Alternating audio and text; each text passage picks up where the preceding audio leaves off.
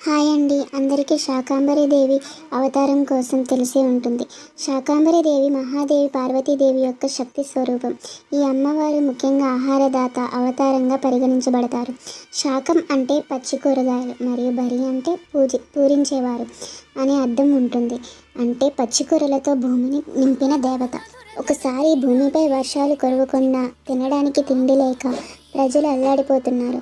భూమి మీద అన్నదాతలుగా ఉన్న ఋషులు మునులు భగవతిని ప్రార్థించగా పార్వతీదేవి శాకాంబరి రూపంలో అవతరించి తమ శరీరం నుంచి పచ్చికూరలు కూరగాయలు ఫలాలు ఉత్పత్తి చేసి ప్రజలకు ఆహారం అందించారు.